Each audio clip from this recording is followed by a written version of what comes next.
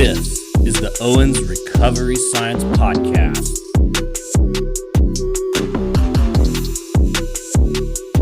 Welcome back to another Owens Recovery Science Podcast. Johnny Owens here with poor Kyle Kimbrell. His Astros got freaking walloped last night. You should be really impressed that I'm here and I'm as chipper as I am, because inside I'm a big ball of emotional mush, broken hearted. Well, sorry, man. You know, it was bad too. We got destroyed last night. Like, it wasn't even a ball game. Most of those games have been pretty good. Last night, that was a butt whipping. Ugh. Then they're just like hitting your players with pitches just to put salt in them. Oh, hey, look, that whole business of our pitcher hitting their guy and their guy thinking it was intentional made no stinking sense. Even the announcers are like, this guy shouldn't be mad. Like, the situation, it makes no sense to hit that guy. So, wow. But then they hit us and we hit them, yesterday, and everything was fine. Nobody thought anything of it because they realized, I guess. Maybe they got it out of their system the other night. Steven, I'm going to stop Kyle here. He's going to keep going on for another hour. I can talk baseball a lot, Steven. So. And I'm recovering, man. I spent 4 days at F1 Austin with the rich and the famous, mostly the rich. That was a big bottle of champagne you were drinking. Yeah, that was good, huh? Yeah. That was the end of the night. There's other pictures I didn't see you guys were working that much. I don't know. You were fully clothed and looked like you were somewhat coherent, so it couldn't have been the end of the night, the photo that you sent. It might have got a little worse after that. Let's just say that. Oh, dude, that was a blast, though, man. But a stupid sport.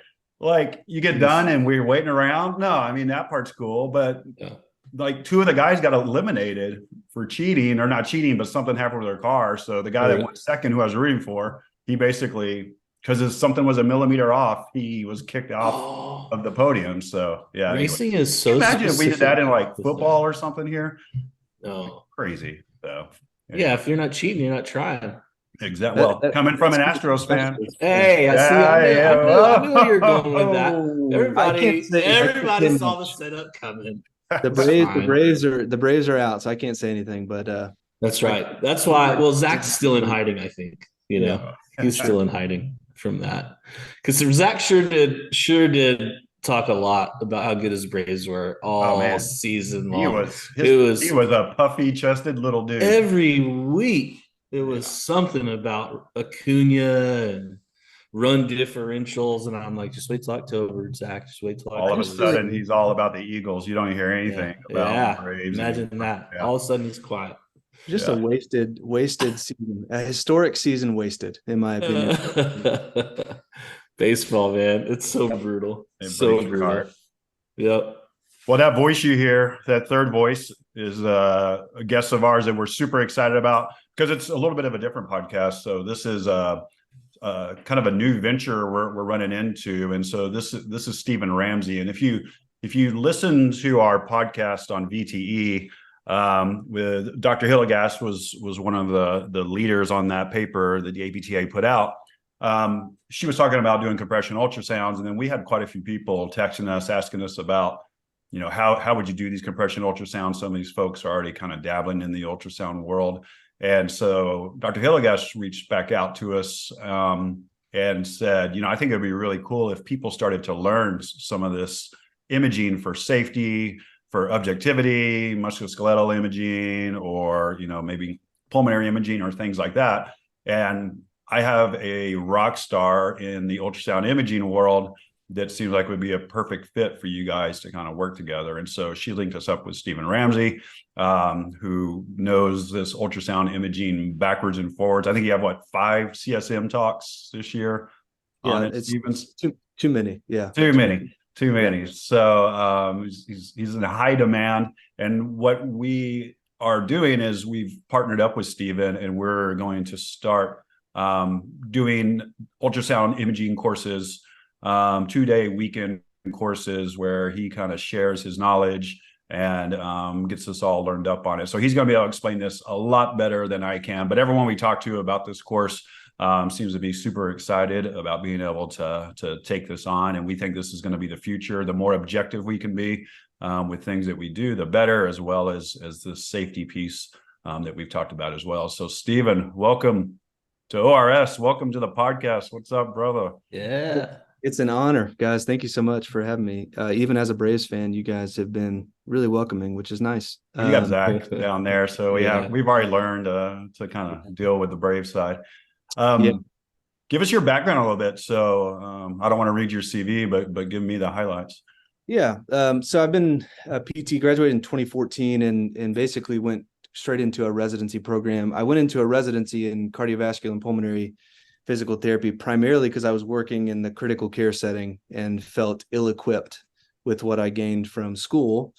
And so I've been working in the CVIQ setting.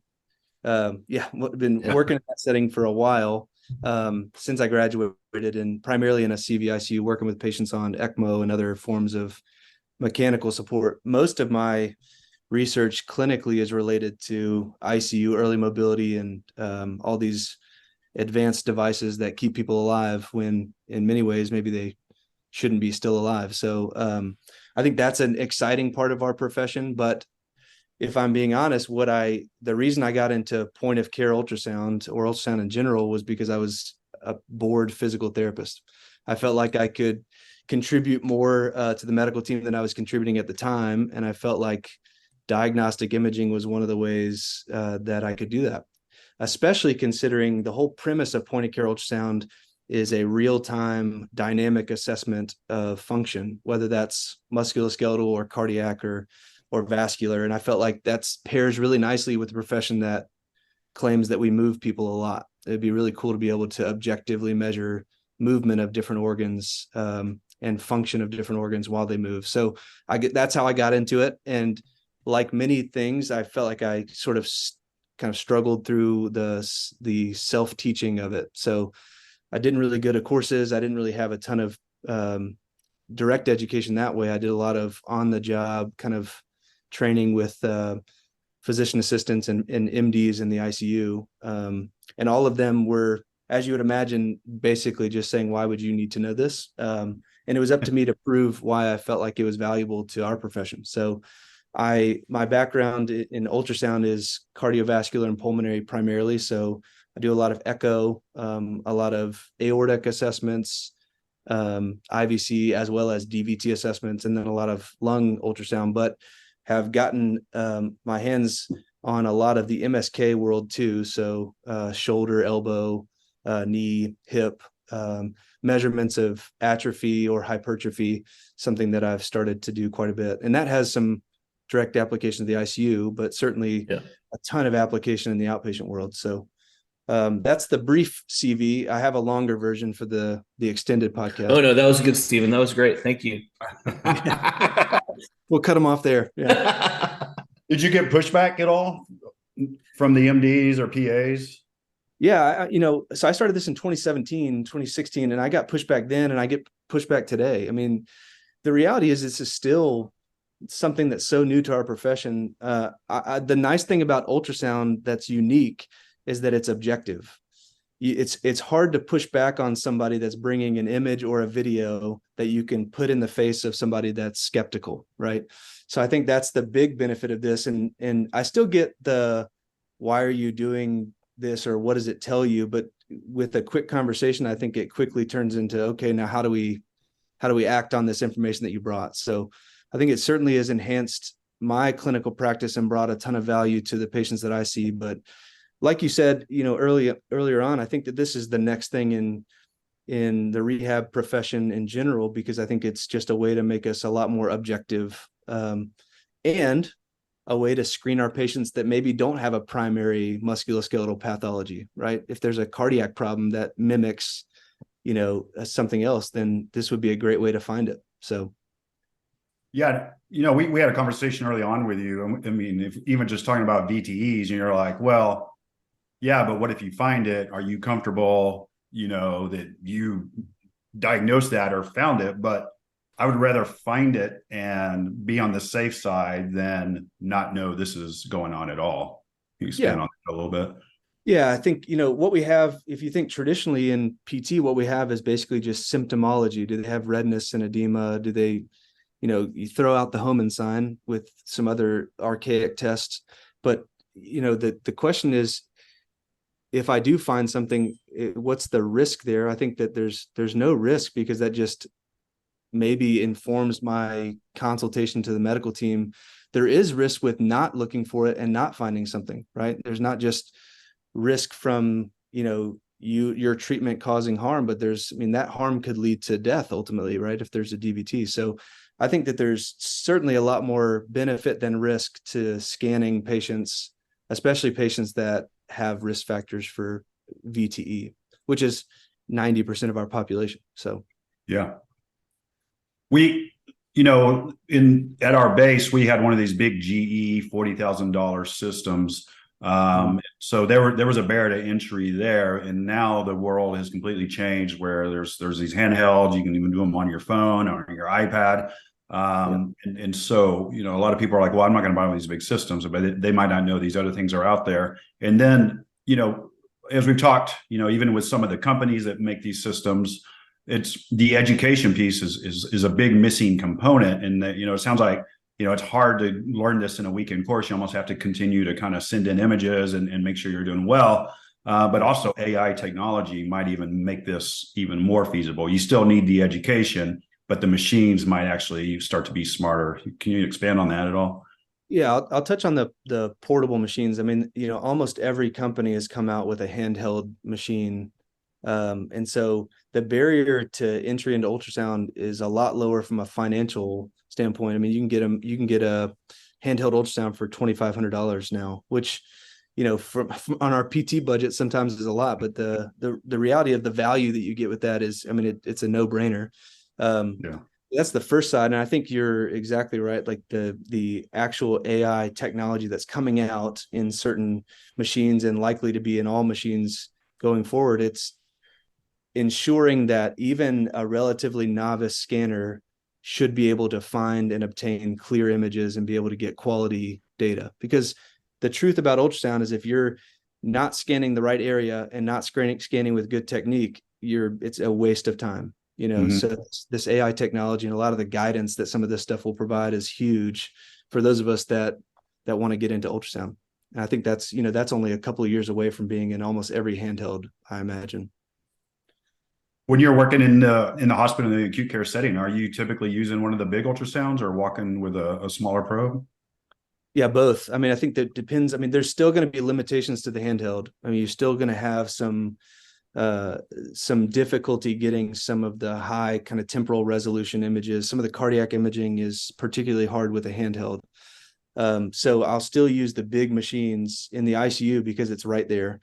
But if I'm looking at musculoskeletal, something that needs high frequency and really kind of shallow depth, the portables are pretty good. So looking at the lungs or looking at musculoskeletal tissue is pretty easy. Anything that I need deeper than that, I tend to get a bigger machine. But for most of us in the PT world, the handhelds are going to be all we need to get started. On the acute care side, can you kind of take us through some of the assessments you might do in your day? Because that's a different world from what we typically do, but from pulmonary to aorta to cardiac and what you're looking for. Yeah.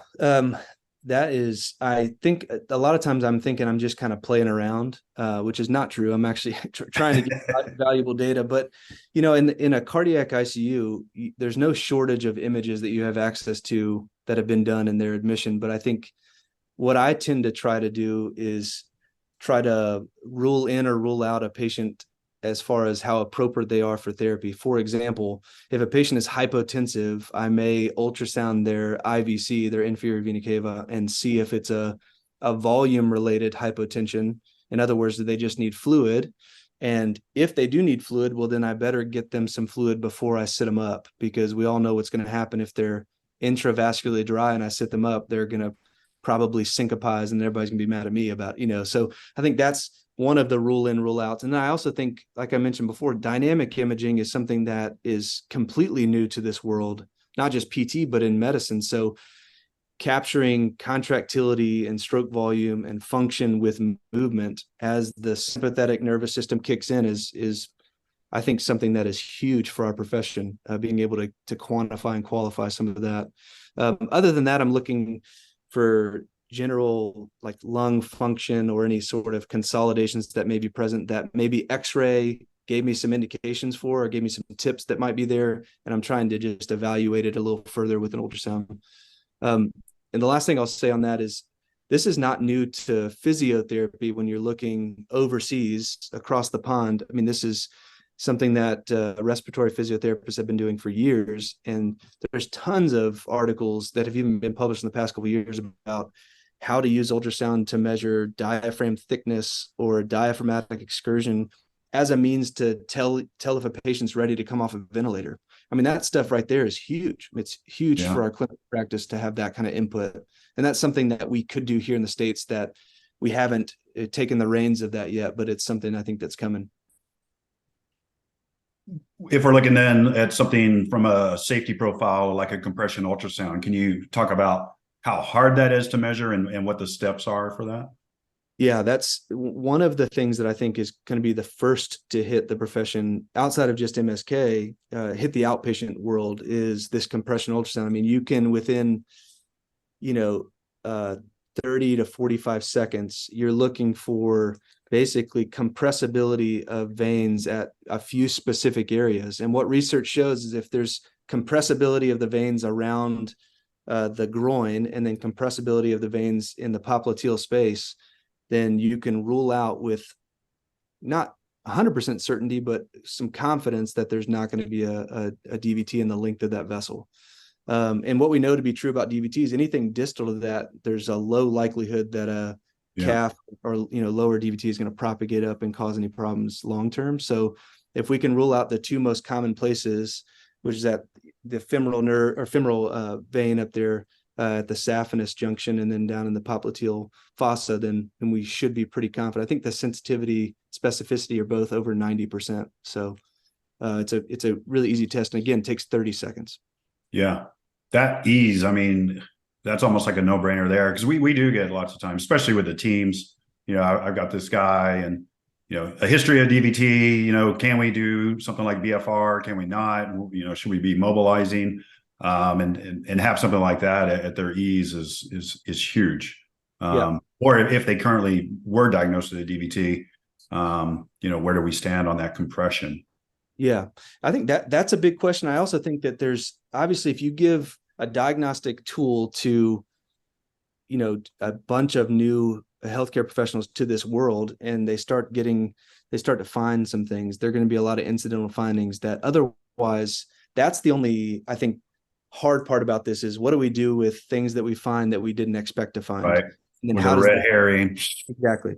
And then for us as PTs, it's not just about obtaining imaging, it's about the next step. It's the same thing for blood pressure measurements. It's not just about getting the blood pressure, which I recommend as a cardiovascular PT to take it. What? Blood pressure. Nice plug. I like it. Exactly.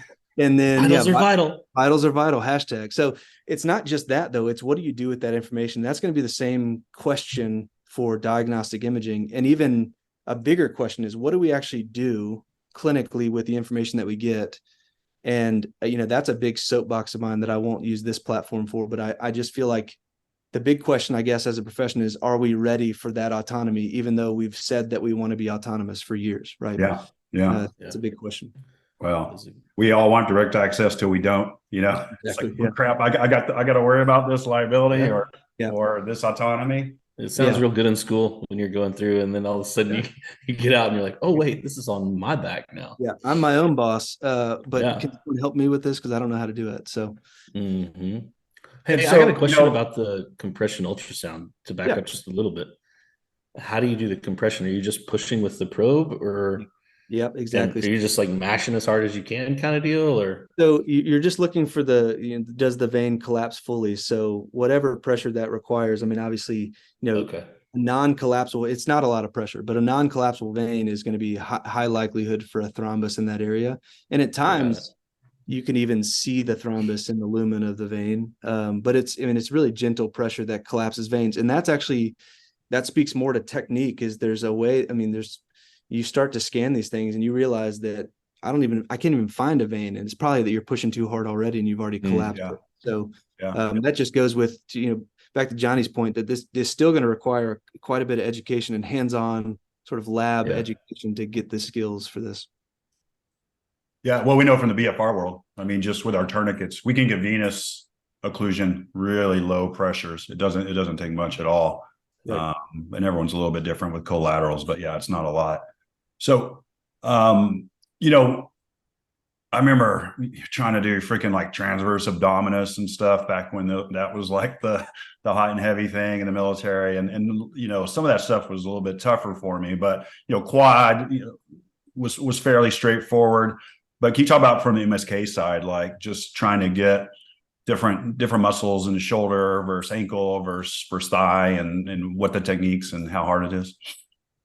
Yeah, each joint has its intricacies. I remember when I was doing the elbow and learning the elbow, which seemed like, man, this is going to be so straightforward. I think there's some complexity there that requires some technique. And I think the hard part about MSK is the way that the probe interacts with some of the tissues, the way the ultrasound beams interact, is that there's this concept called anisotropy, which basically creates artifact where I can't, for tendons specifically, where I can't really see a tendon depending on the angle of my ultrasound. And I think that that's going to fool a lot of people when they get into this to thinking that there's full tendon ruptures and all that stuff. And it's just a really quick fix and a quick maneuver of the probe. But that's a general term. But as far as actually finding the tendons and watching the joints move in real time, it's pretty straightforward. I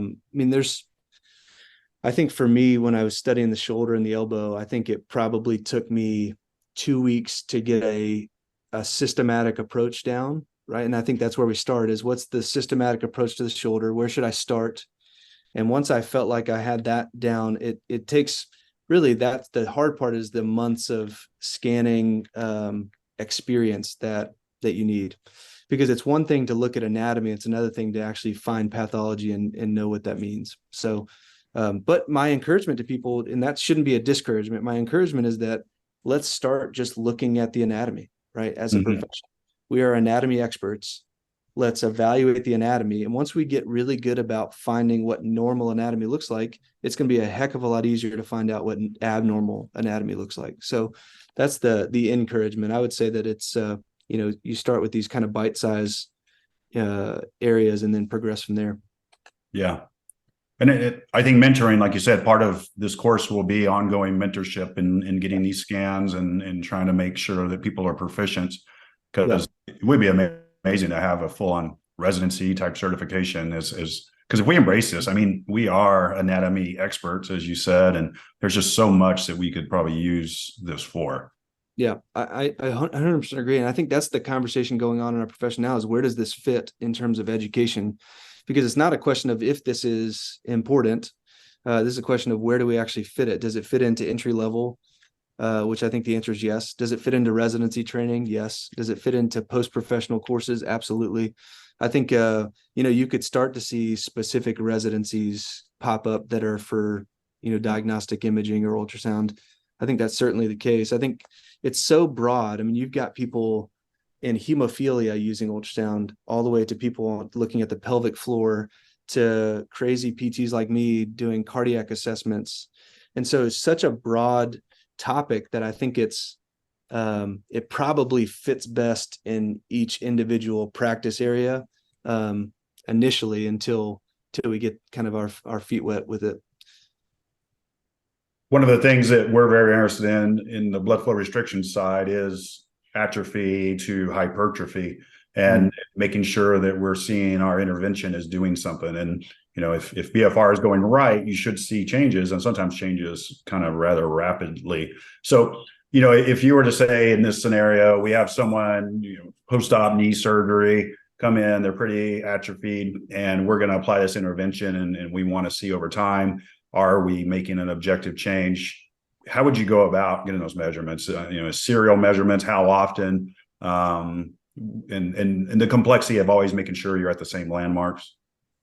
Yeah, that's a good question. I think I would actually start with the pre-screening process, which would include compression ultrasound to rule in or rule out thrombus, right? I think that's the first question. And I think once that gate is hurdled, then I think we go to looking at some form of cross-sectional area or thickness measurement. So taking the thigh or the quad, I think you get there's standard approaches to this that have been well documented in the literature in the ICU for atrophy and certainly applicable to the outpatient, but finding a point that is the same distance from the ASIS and the superior pole of the patella, being able to measure cross-sectional area or thickness at that point and do that pre and post, right, for immediate hypertrophy. But then I think you also can do that serially on every intervention, whether you're using BFR or not, right? So sometimes you may not use BFR and you may want to just see, hey, are we still maintaining the gains that we had from the last session? And I think the thing that is starting to be studied a little bit is, and we've talked about the benefit of the compression therapy, not just on muscle hypertrophy, but on the benefits of shear stress and nitric oxide release and all the vascular benefits of BFR. And you guys and we've talked about some papers that have some bold claims related to vascular health and endothelial function, and it makes a lot of sense physiologically. So I think the other thing is, do we measure vessel diameter, arterial diameter, as well as blood flow velocity and see changes in that? And that's probably not as directly applicable to BFR, but I think it'd be interesting data to start to gather on these patients just to see what happens pre. It would for sure. I think, especially if I've envisioned a few different scenarios where that information could be kind of relevant. We think one, with the use of ischemic preconditioning by all these teams as a recovery modality, you wonder at what point do you start to get some vasodilation in that vascular system, like at what point does the tourniquet cause that result, which certainly is going to play a role in any sort of reperfusion that they get once that thing deflates. And you wonder if that changes over time, because this has been my question is, does the system adapt at some point to where, I mean, it adapts to everything else the human body does. It makes sense that it might to that. And so then you would need to know that really in order to give the same level of intervention that you gave, say, at an initial setting, or maybe you have to, there's a point at which we learn now we need to add some sort of exercise or something like that to kind of recreate this vasodilation, increases in shear stress, reperfusion results, all of that. So I think it's interesting very on that front, but then also you kind of look at it from the side of in the ICU, how quickly are these changes happening to the vascular systems, or what is the kind of minimal level intervention that we could potentially give them that physiologically is doing something that stuff could be immensely valuable. Yeah, that's something in our ICU that we talked about a little bit, and we've obviously patients on ECMO with cannulas running down their thigh. It's hard to What's get ECMO? Right. It's extracorporeal membrane oxygenation. So basically just an external heart and lung machine. Okay, got it.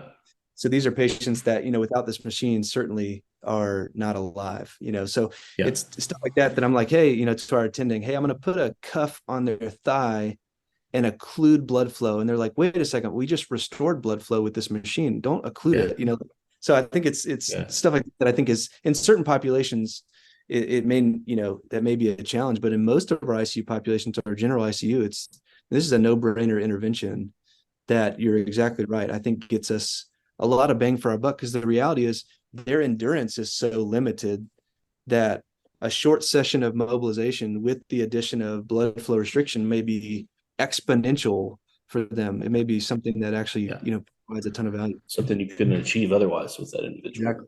No. And we see, I mean, these people, again, you hear the adage of how much muscle mass kind of that you lose per each day of bed rest. But I mean, these people, it takes months to years to rehab.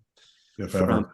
If ever. And from a relatively short ICU, there's lasting effects. So I think starting this intervention early, but then again, to your point, getting some objective data is because our profession is moving towards outcome-based, Yes. intervention, right? And so if we're doing in the ICU is not actually helping, then let's not do it. Let's do something else, right?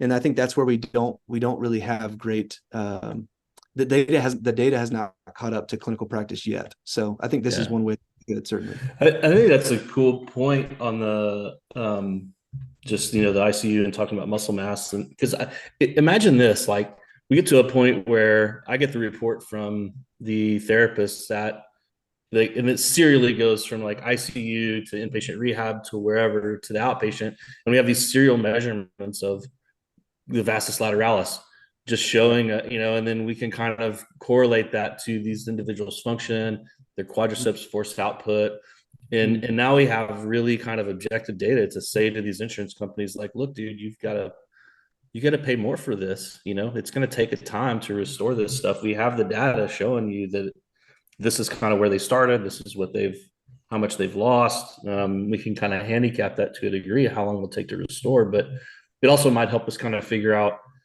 if there's, interventions that, medications that maybe physicians could prescribe to kind of help nudge those things along, Yeah, well, absolutely. in the vascular side, we've always kind of said what BFR does to the vascular system seems like it might be this just massive win. And so if what some of the studies are showing, you get this arterial compliance improvement, and now we're it's like 4 weeks. You come in and you go to PT to do these interventions, and we're tracking and showing, okay, we've improved your arterial compliance. And all of a sudden, you've got these PVD patients who have, less ischemic conditions when they're walking or whatever. That's a whole new ball game to go after insurance payers. Now we're affecting the vascular system, and we're objectively measuring it. I mean, that's huge. Yeah. Not only from a cross-sectional area of the muscle, right? Because I think, if you don't have great oxygen supply to the muscles and the legs because you're ischemic, you're not going to build muscle. And I think that's one side. But the other side is you can actually literally calculate their velocity, the blood flow velocity, pre and post. Again, not in session to session and week to week, and actually see changes in their actual disease process, which is really cool. And that could be really encouraging for the patients as well as practitioners. I think that's one of the hardest things about our profession, and I say it just about every weekend when I teach, but that's why I like exercise, because we kind of know that some of the targets that we need to hit, and we can kind of check that box at that point, like, all right, they earned some muscle today because I know we did enough reps and sets and load, and then they're going to come in later in the week, and like we know we did enough, but I still want to know how long I got a range of motion and knee for before I increase their flexion or extension. Like, somebody please send me that paper where anybody's even tried to look at it, But we do it. We got to do it. Well, like I said, though, for the patient and the practitioner, like having solid objective measurements as a practitioner is so empowering. Because, like you said, sometimes this profession sucks. You're just like, it's I think, I don't know, that hop looked like it was pretty good, side to side or whatever. This is like completely empowering. That's why I love this stuff. That's why, when I was in CFI, we had every toy in the world, and it made going to work awesome because it's like, cool, we're measuring everything. So I think you can also look at, like we talked about diagnostic ultrasound for like the joint, and tendon health. You can actually see tendinopathy and actually see that improve over time too. Because I think I would imagine that BFR and shear stress does not just impact the vasculature, right? I think that there's all of this, like, the local microvasculature is getting benefited from nitric oxide release and vasodilation as well. So I think you actually, it makes sense physiologically, whether the data supports it, that the actual tendinopathies actually improve with this too. So. Yeah, I forgot what it was. Even if you see that they're, that angiogenic response, the vascular bed in the tendon isn't great to have when you have a tendinopathy, but when it does improve, there is a linear correlation in symptomology as well. So you should see as that's clearing up. Yeah. And I think that's interesting. That paper that Kyle sent me about PTs being able to do ultrasound, or where's the future in this? It's diagnostic, it's interventional, and it is research. In the clinical setting, sometimes it's like, man, the research seems really cool, but I'd never be able to reproduce that Well, with this, you could. I Yeah. mean, so many of these BFR papers, it's measuring strength, it's measuring hypertrophy, or Yeah. you're measuring, arterial compliance. Yeah. Can you I think, measure a pennation angle with yeah. the? Okay. Yeah.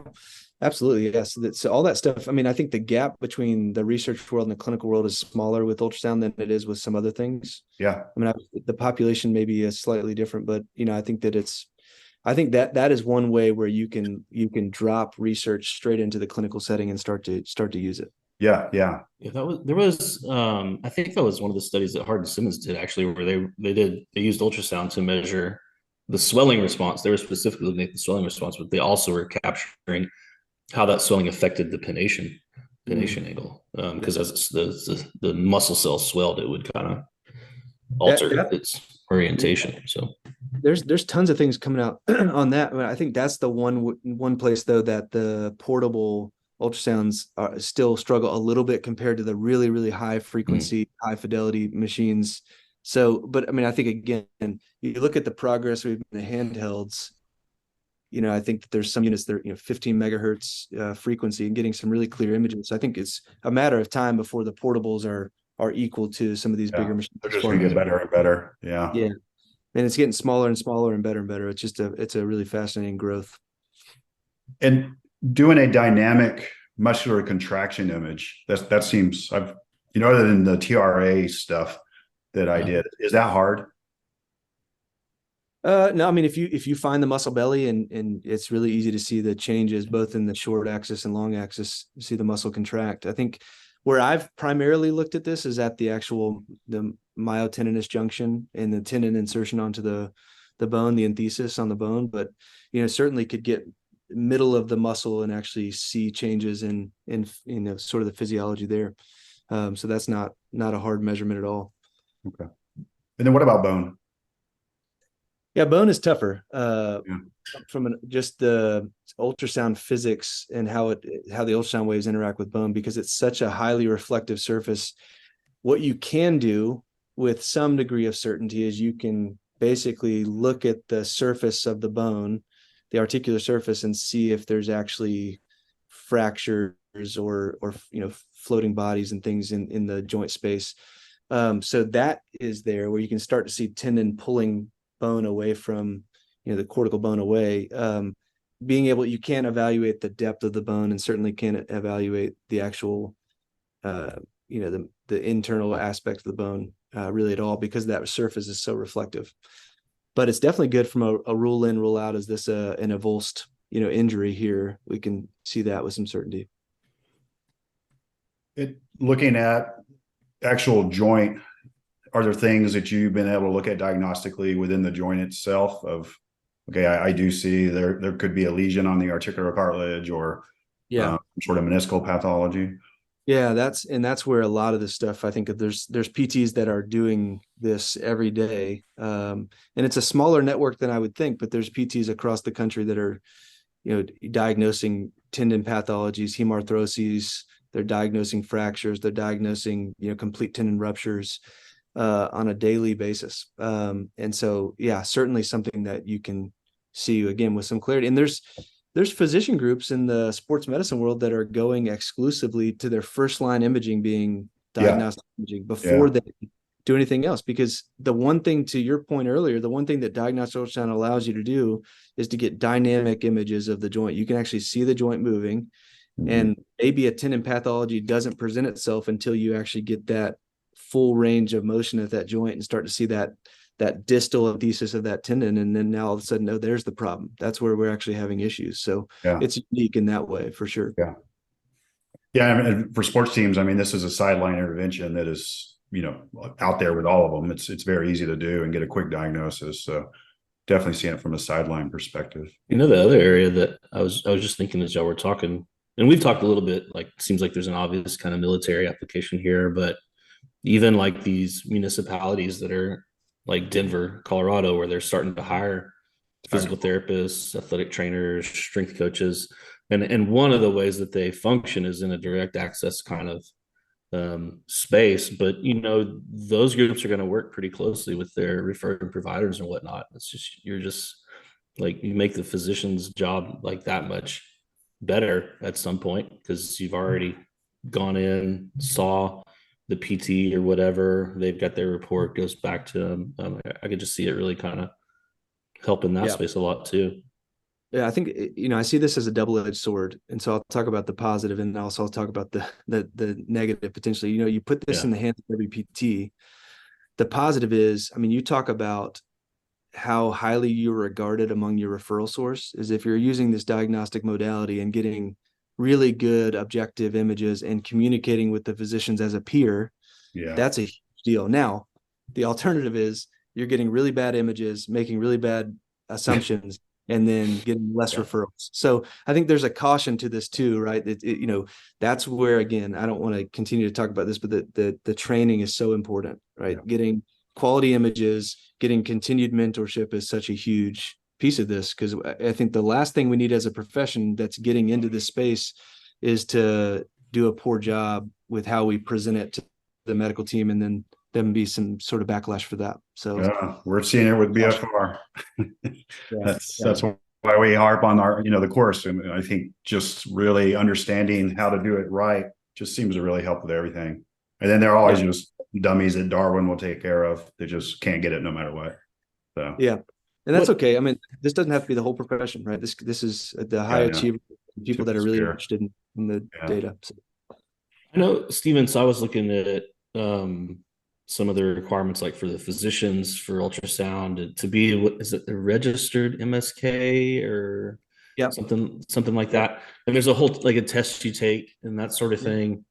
And it looks like the Ortho Academy is working pretty closely with APTA as well as that physician accrediting body to roll this out to PTs, to where basically, PT could at some point take this test and be, credentialed Yeah. in this. What does that education process kind of look like, and how does what like we're going to be doing fit into that and that sort of thing? Yeah, that's a great question. So it gives me a chance to talk about, all the work that's been done on the front end of this. There's people that are truly pioneers of this that have created a relationship with these traditionally physician-based organizations that recognize physical therapists as diagnostic practitioners, that recognize physical therapists as the experts in anatomy, and have made through the APTA and RDMS and all these groups kind of working together, they've made a way for PTs to have a pathway to sit for their RMSK, not just the sonography version, but through the APCA, which is the physician credentialing side of that. So, and not only sit for it, right? There's people across the country that have sat for it and nailed it and have passed these tests and demonstrated that they are on par with, anybody out there from a diagnostic ultrasound standpoint. The hard thing about, the credentialing thing is going to be a big question. And where we go from that standpoint as a profession is going to be a big question mark. I think, requiring it to be a credentialed type of skill probably doesn't make a lot of sense, but it's nice to know that there's options for sort of quasi specialization in these various areas. Whether you want to get the RDCS, which is specific to cardiac sonography, or the RMSK, that's musculoskeletal. So, but the RMSK is the first one that really PTs are sitting for and passing and actually making a huge splash from that side of things.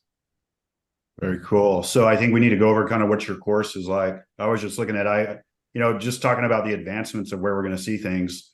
There's that muscle sound unit that I sent you, which is using ultrasound to measure malnutrition and measure cachexia and sarcopenia in individuals, which is going to be nuts of things that we might be able to do in some of these populations. And when I was speaking at Southwest Research Institute, I mean, they have an ultrasound that's about to come out that looks at muscle at the fiber level, and then they are moving next to cellular level. So it's going to be freaking nuts what we do with this stuff, man. Right. Yeah, it's crazy. I mean, that you talk about the application in the ICU right there, it's huge, right? Yeah. Because one thing that we know to be true is nutrition is so valuable in these patients that can't eat by mouth for weeks and weeks. I mean, how are we actually supporting them, and are we supporting them enough, right? Yeah. That's the question, because they're not going to build muscle if we're not supporting them. So now you're going to be able to measure it. Yeah. Very cool. Yeah. All right, man. So let's go over your course, how it's going to roll. It's a 2-day, Saturday and Sunday. Yeah. So I'm excited about it. I think this is truly a general diagnostic ultrasound course. It's, the first whole day is MSK. So we'll do some shoulder and elbow, knee. We'll do some cross-sectional area measurements and thickness measurements. We'll throw in some Achilles tendon as well. That'll be all day one. Now, probably a third of that day is truly just didactic, getting familiar with what it looks like on an ultrasound, and then the whole second part or majority of the day is going to be getting an ultrasound probe in your hand and scanning and getting comfortable with each of the joints and the various techniques for scanning. And then a big part of that has to be, what's the clinical application? How do we actually leave that day and start to apply it the next day?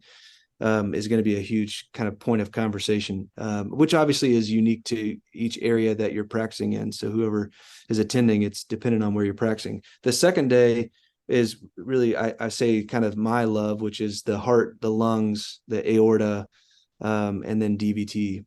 So spending some time there, which I think, on the surface, I think that I've talked to PTs about this. On the surface, the question is, well, why do I, what would be the benefit of that? Or I've had people say, I want to come to the MSK part, but not the second part. And I think many of the things we've already talked about is the benefit of that second day is the differential diagnosis part in your clinic, or the actual quantitative data when you're exercising somebody to actually see cardiac function change or rule in or rule out pneumonia or lung pathology. I think those things are valuable and something that if I told PTs they could do it, they'd be excited. I think it's just us learning that we can actually do stuff like that. Yeah, explaining that. Yeah. And then I think to your point, I think going after the course, there's got to be some form of resource sharing or mentorship that occurs, which is a platform that I'd like to host, through my own personal company. Is just, hey, if you're new to ultrasound, why don't you set up a meeting with experts and send the images, talk over the images. There's even through GE, and I think other probes have this, the portable scans. You can actually, through the app on your phone, scan in real time and video call with anybody else that has the app. I mean, that's nuts. Yeah. Be able to, hey, I'm going to set up an hour meeting when I have a patient that I know I want to ultrasound, but I want to call in the expert when I'm doing it and get some feedback in real time. That's super interesting. That stuff is so cool. So that's going to be the big piece that I think we're all figuring out. What does that look like after you get the initial training? What does it look like to maintain some competency there? Because it can, you can lose the skill pretty quickly as quick as you gain it. So that's a big question. Here. Well, and poor Steven, you're going to have to train all of us. Yeah. Here at ORS, because we're all dying to take this course. Your first course is in Atlanta. Right. Your hometown. And so what's the date again? Shoot, I should have looked it up ahead of time. The 11th and 12th of November. 11th and 12th of November in Atlanta. And so if you go to our website, we have a link that'll take you directly to how to register for this course. I'll also throw out there, he is charging way too little for this course. So get in while the getting's good. Get in while you can. This price point. Where are we at now? Are we even? I think we settled at 800. Is that right? I think it's 800 for 2 days. 800 2 days. Yeah. All right, man. Well, yeah, get in while the getting's good. And so we're just now got this going. We're already getting some registrations. I heard come in. And so everyone, it's not at a huge clinic. It's at Zach's clinic. So space will be limited, and Steven's limited in how many people he can teach on this, but it's going to be enrollment generally speaking is going to, which is part of the reason we also are like, it's cheap, because you're going to get a small class. It's a lot of time with the instructor, so with a real expert in this space. I think the benefit to this type of course, and I've kind of audited some courses like this on the medical side. I mean, you talk about learner to expert ratio has got to be low for ultrasound. You can't be, one educator for 15 therapists. It's, our goal is 4 therapists, maybe 5 therapists per educator. So that's the benefit. It's not, you're not coming to watch other people ultrasound, you're coming to ultrasound yourself. And that's a huge, learning piece to this. Yeah. It's amazing. That's why we love what you're doing, man. And then in case people are looking for other dates, those will be rolling out. We've got to get through the early part of next year and the holidays. And Steven's like 20,000 talks at CSM and working booths and things like that. He will be at our ORS booth that we have there. So we'll be able to demonstrate, some of this technique, but check our website for more dates there. And Steven, it's awesome, man. Love working with you, brother. Can't wait to become an ultrasound specialist. I'm old. I got to check for DVTs every morning. That's right. Yeah. It'd probably be safe. Yeah. Yeah, the lifestyle too, man. You're traveling all over the place, man. You gotta make sure you get off the plane and start assessing for DVTs. Well, I think bourbon is supposed to make your blood thinner, so that's typically. I mean, the research is inconclusive, but I subscribe to that as well. So, well, we just need more data. So more data. That's my motivation. Yeah, that's right. Well, I'm looking forward to it. Yeah, appreciate it, man. Everyone, check out our site, look at the course content, and hit us up if you have any specific questions, because this is going to be really badass. All right, man. OwensRecoveryScience.com. OwensRecoveryScience.com. Yeah, I'm supposed to say that. Yeah. All right, peace out. Hook 'em horns. Let's go. Yeah. Okay. All right. See you guys. See ya. Thanks for listening to the Owens Recovery Science Podcast. Owens Recovery Science is a single source for PTs, OTs, ATCs, DCs, MDs, and other medical professionals seeking certification in personalized blood flow restriction rehabilitation training. Find them online at owensrecoveryscience.com. One last thing before we get out of here. First, want to say a sincere thank you for listening all the way through. But also wanted to remind you that this podcast should not be considered medical advice. It is strictly entertainment. It's a way for us to try to keep up with what is ongoing within the BFR world. If you require some sort of medical attention, medical advice, please seek that from a licensed individual within your state. Thanks, and we'll talk to you soon.